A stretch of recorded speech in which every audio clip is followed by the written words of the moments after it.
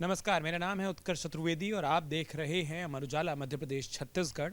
हमारी खास सियासी चर्चा मध्य प्रदेश का मन। और जयदेव जी, अब तो बहुत सीधी बात यह है कि अब हम जो बात कर रहे हैं ये सब कुछ विधानसभा चुनाव का काउंटडाउन है। उम्मीदवार सामने हैं, भले ही पहली सूची है, भले ही कुछ ही सीटें हैं, लेकिन ये तो पता है कि चुनावी समर में कौन सी पार्टी कैसे जा रही है। उम्मीदवारों की जो पहली लिस्ट भाजपा की ओर से आई है, ठीक अगले दिन यानी कि आज प्रदेश कांग्रेस कमेटी के अध्यक्ष कमलनाथ ने एक प्रेस कॉन्फ्रेंस की और प्रेस कॉन्फ्रेंस में शिवराज सिंह सरकार पर भ्रष्टाचार के खूब आरोप लगाए, पूरी एक लिस्ट जारी कर दी। और ये बिल्कुल कर्नाटक की तर्ज जैसा कई लोगों को दिख रहा है कि वहाँ पे भी भ्रष्टाचार की एक लिस्ट बनी थी। क्या आप मानते हैं, सबसे पहले तो दर्शकों के लिए मुख्य पॉइंट क्या रहे, किन बिंदुओं पर वो आरोप लगा रहे हैं, और फिर वो जो सप्लीमेंट्री क्वेश्चन था कि क्या ये कर्नाटक पैटर्न है मध्य प्रदेश में। देखिए, दोनों चीज़ों के जो जवाब की बात करें तो पहले जो आपने पहला सवाल किया उससे पे आते हैं। अगर आप देखते हैं, प्रियंका गांधी की पहली बड़ी रैली होती है और उस रैली में वो कहती हैं कि शिवराज सरकार जो है वो करीब 220-225 महीने से है और हर महीने एक घोटाला हुआ है, ऐसा वो दावा करती हैं और एक लंबी लिस्ट वो गिनाती हैं।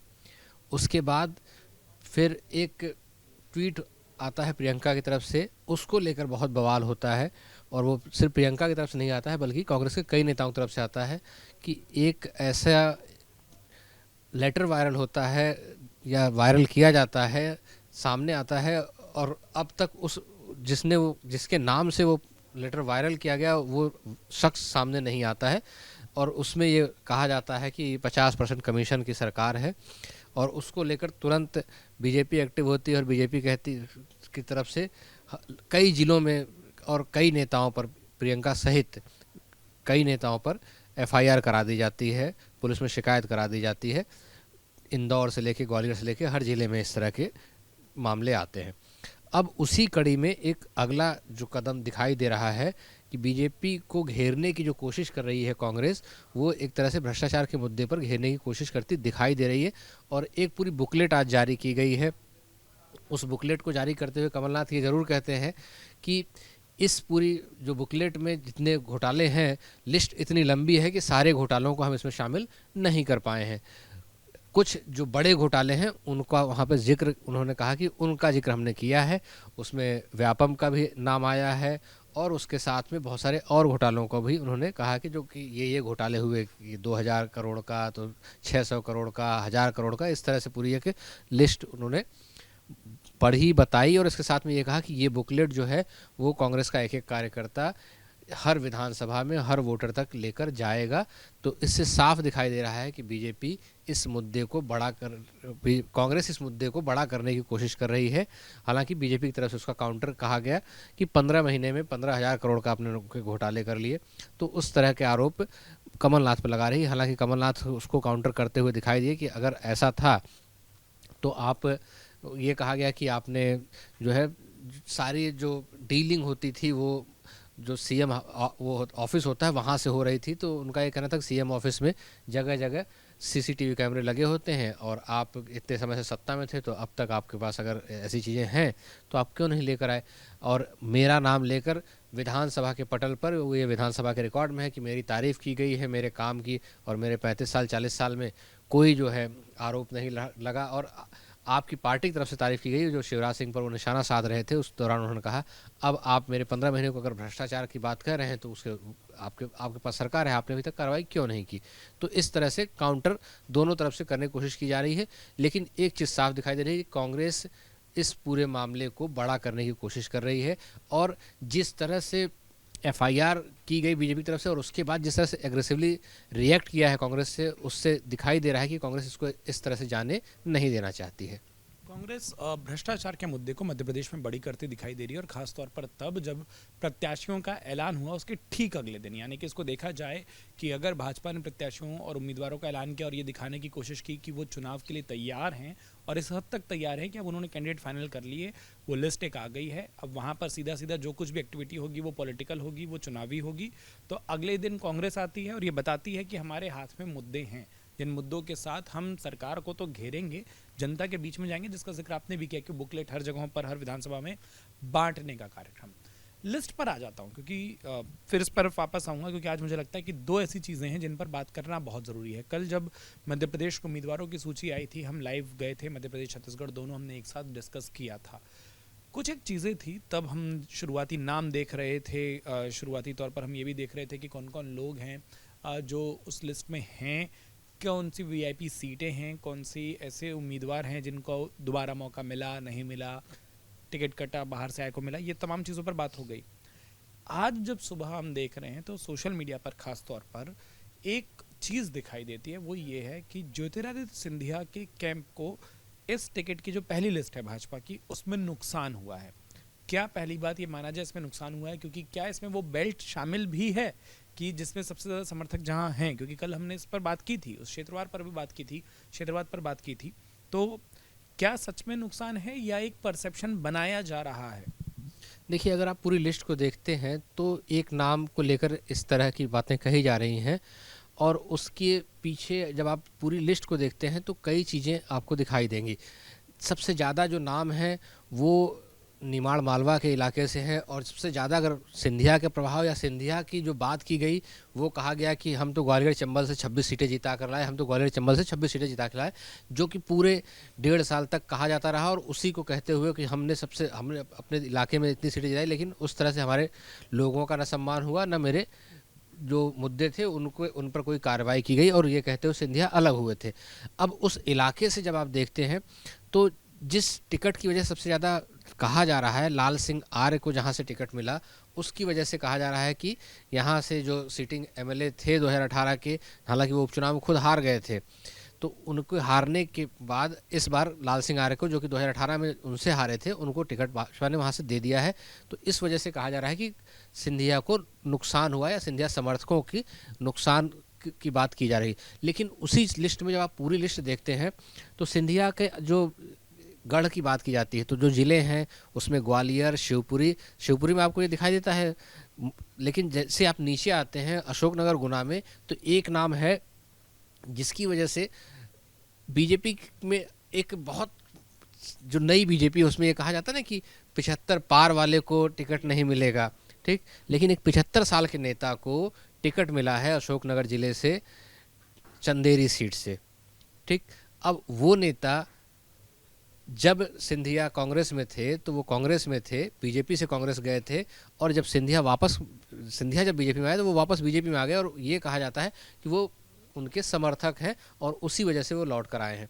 अब वो 2022 में निर्विरोध जिला पंचायत के अध्यक्ष चुन लिए जाते हैं, और अब उनको टिकट मिलता है, और उम्र है उनकी 75 साल।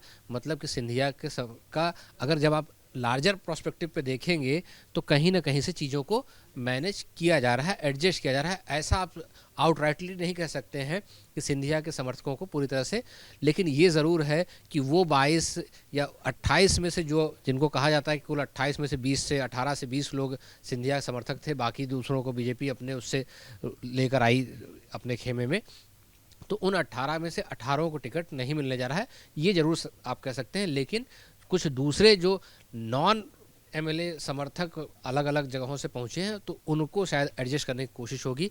इसी तरह से जब आप देखते हैं, सांवेर की बात करते हैं, सांवेर से तुलसी सिलावट विधायक हैं और सिंधिया समर्थक हैं, मंत्री हैं। उनकी सीट पर जहां से बीजेपी कैंडिडेट थे उनको उठा के सोनकक्ष भेजा गया, जिससे कि उस सीट के लिए तुलसी सिलावट ही उम्मीदवार होंगे। ऐसा अब कहा जा रहा है कि तुलसी सिलावट के लिए वो सीट एक तरह से रिजर्व कर दी गई है। तो वो जो आप जब देखते हैं तो मैनेज करने की जो चीज़ें दिखाई देती हैं, तो इस तरह से ऐसा भी नहीं है कि पूरी तरह से सिंधिया को नज़रअंदाज कर दिया गया है, या ऐसा भी नहीं है कि सिंधिया की हर बात को बीजेपी मान लेगी। मैं इसको ऐसे देखता हूँ। हम आपस में जब बात करते हैं तो एक चीज़ आपने मुझे एक बार कही थी और बताई थी, और मैं आज दर्शकों के सामने रख रहा हूँ कि जयदेव मूल रूप से भले ही उत्तर प्रदेश के हों, लेकिन ये कहते हैं कि पत्रकारिता तो मेरी मध्य प्रदेश की है। और उस आधार पर एक सवाल जो मैं आपसे पूछना चाहता हूं, क्योंकि कल ये सवाल नहीं हो पाया था, कल वो लिस्ट आई ही थी, हम अपने दर्शकों के बीच में थे, क्योंकि हमको लगा कि ज़रूरी है कि उनको उस लिस्ट के बारे में जानकारी दी जाए। बहुत बड़ी खबर है, चुनावों के जिस ऐलान का इंतज़ार था हर पत्रकार को जो होता है, जो खासतौर पर राजनीति को कवर करते हैं, राजनीति को पास से देखते हैं, समझते हैं और लिखते हैं, उसके बाद हमारे लिए वो सबसे बड़ी खबर थी, और दर्शकों के लिए भी, उन मतदाताओं के लिए भी जिनको अपने अपने उम्मीदवारों की जानकारी मिल रही थी।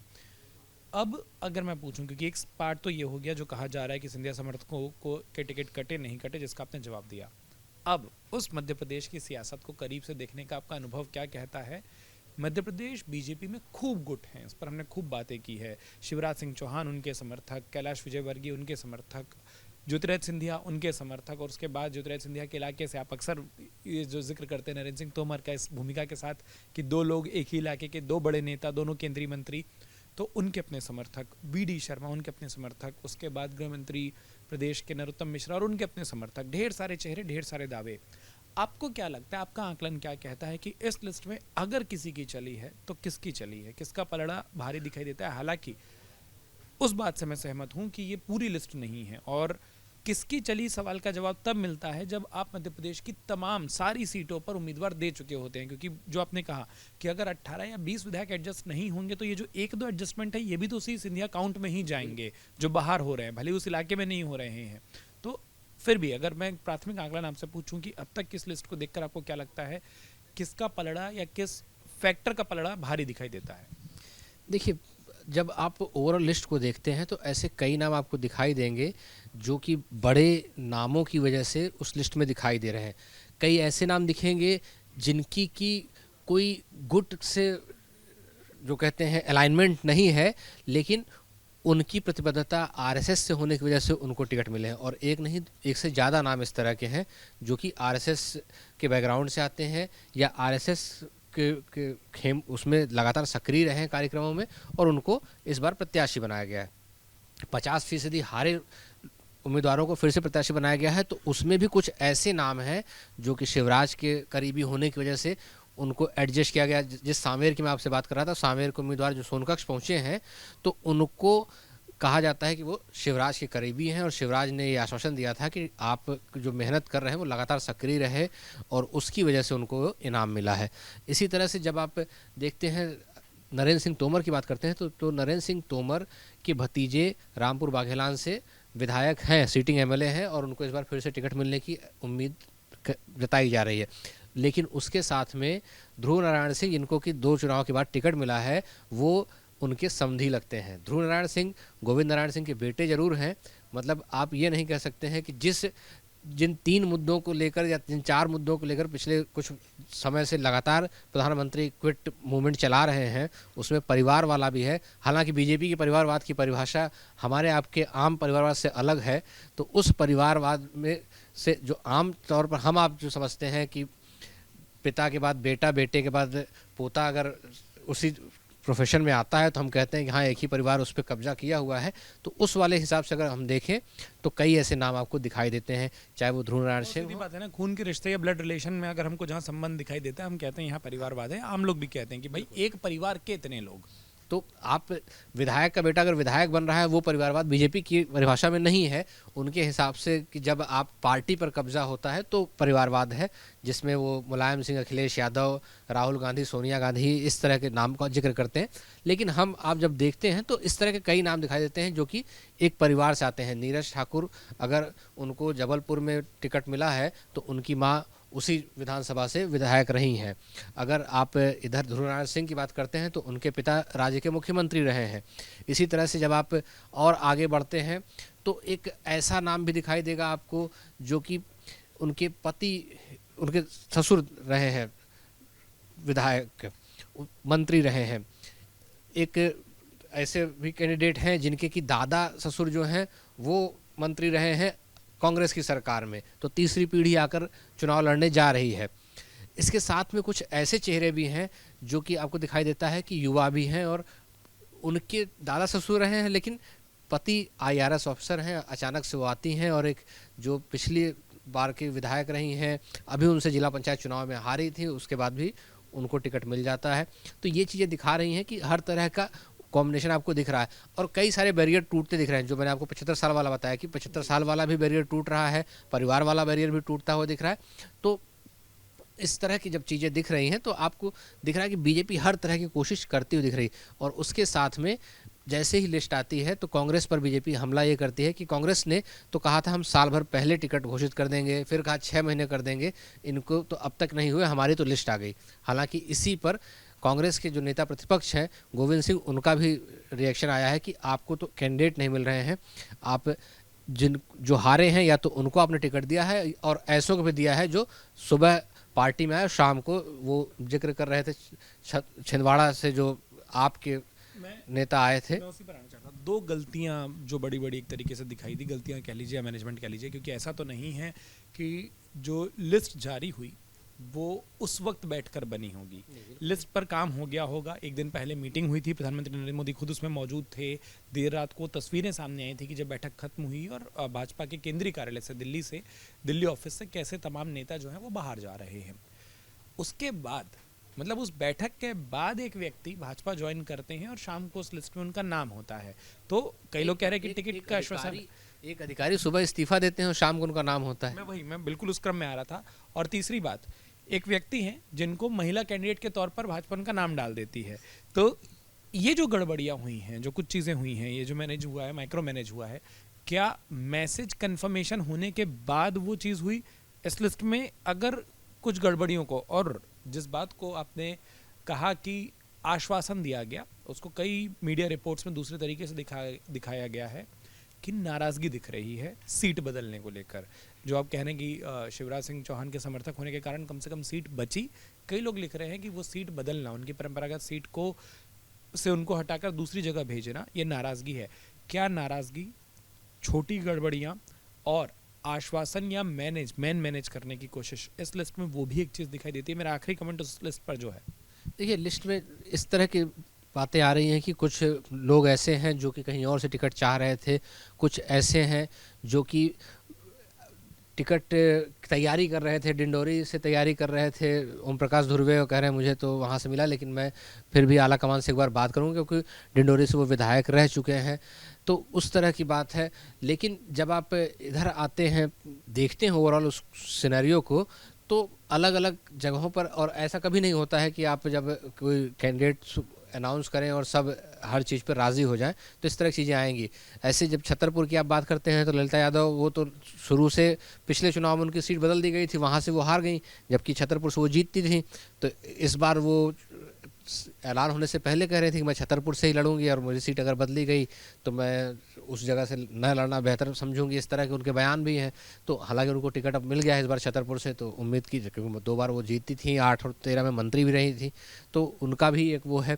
तो दोनों तरह की चीज़ें हैं कि कुछ लोगों को वापस उनके परंपरागत सीट पर भेजा गया है, तो कुछ लोगों को एडजस्ट किया गया, क्योंकि ये जो एडजस्टमेंट्स हैं, जो जैसे सामेर वाली जो आप बात कर रहे हैं, तो इस तरह के एडजस्टमेंट तो आपको कई सारे दिखाई देंगे, क्योंकि एक पूरा का पूरा धड़ा जो आया है वो सबसे बड़ी चुनौती है एक तरह से बीजेपी के लिए, कि उसको अपने कार्यकर्ताओं को किस तरह से मैनेज करना होगा। और इसी को लेकर कांग्रेस जो तंज कस रही है, वो एक तरह से जो कहते हैं ना कि दूसरे के में जो दिख रहा है उसको थोड़ा सा बढ़ावा देने के, उकसाने वाला उस तरह का वो है कि आप कि पारधुना में आपको कोई ऐसा कैंडिडेट नहीं मिलता है कि आपको जो है रातों रात दूसरी जगह से आए आदमी को आप टिकट देते हो, मतलब आपके अपने कार्यकर्ता कहाँ गए, तो वो ये सारी बातें आएंगी। और ऐसा नहीं होता है कि हर जगह से कार्यकर्ता को टिकट मिल जाता है, तो वो कई सारे ऐसे बाहरी आते हैं, कई सारे दूसरी जगह से आते हैं, तो ये आपको बहुत सारा भी दिखेगा आगे भी सीटों। चुनावी राजनीति में इस तरीके की कई तस्वीरें, और अभी तो पहली झलक आई है, अभी तो पहली लिस्ट आई है, अभी तो ये पूरी विधानसभा सीटों का अगर दोनों पार्टियों को गिन लिया जाए तो उसका 10% भी नहीं होता है। तो आखिरी कमेंट, जो आखिरी सवाल मेरा है, और इसका कोई विस्तारित जवाब नहीं चाहिए, कोशिश तो चाहिए होगी, मेरी तरफ से अपेक्षा होगी कि 2 शब्दों वाला कोई जवाब आ जाए, 1 अंक और 1 नाम महीने का। कांग्रेस की लिस्ट कब आ सकती है? पहली, छोटी बड़ी कुछ भी, आपका उस बारे में क्या आकलन है? देखिए जिस तरह से कांग्रेस तैयारी कर रही है और जिस तरह से एक तरफ उनके नाम आए हैं, और जिस तरह और उसके बाद एक नए सिरे से एक जिम्मेदारी दी जाती है रणदीप सुरजेवाला की, तो अब अगर रणदीप सुरजेवाला वहाँ पहुँचे हैं तो वो कब तक एनालाइज करते हैं, क्या करते हैं, और उसके बाद शायद हो सकता है कि कांग्रेस की तरफ से कुछ न कुछ ऐलान शुरू हो।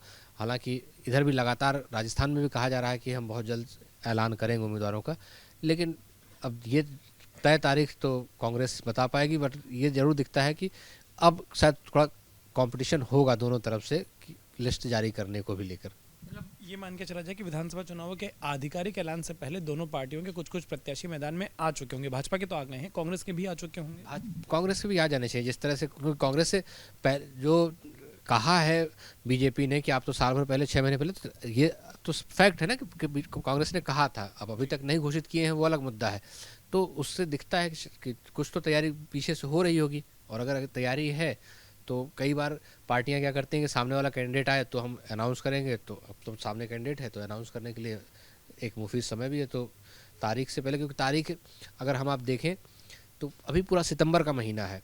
पिछली बार अक्टूबर के पहले हफ्ते में जाकर चुनाव का ऐलान हुआ था, नवंबर के आखिर में जाकर वोटिंग हुई थी।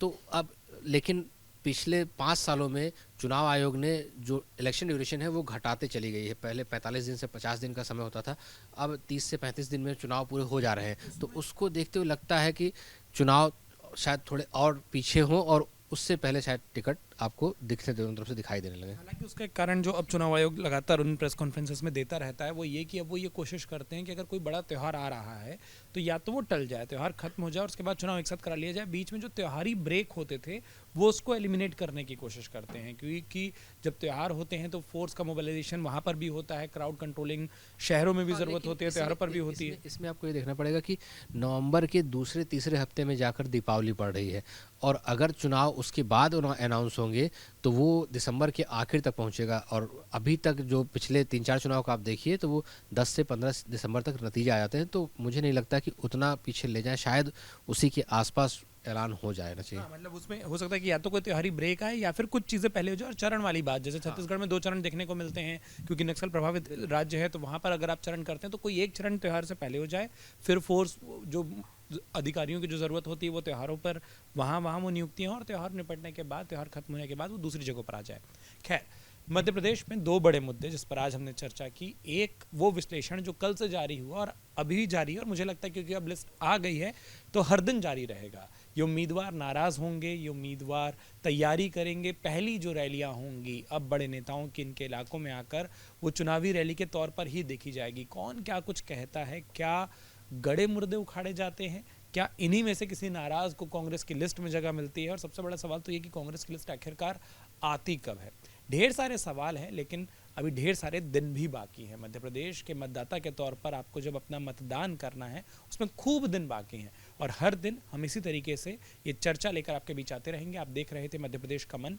अमर उजाला मध्य प्रदेश छत्तीसगढ़ को सब्सक्राइब करना बिल्कुल मत भूलिए, और अपना प्यार लाइक और शेयर के तौर पर इस वीडियो के साथ बनाए रखिए। अमर उजाला अब आपके टीवी पर भी। अपने स्मार्ट टीवी पर यूट्यूब पर सर्च करें अमर उजाला, चैनल सब्सक्राइब करें और देखें ताज़ा खबरें, वो भी HD क्वालिटी में। और हाँ, बेल आइकन दबाना ना भूलें ताकि हर खबर हो आपके घर। अमर उजाला, निष्पक्ष, निर्भीक, निरंतर।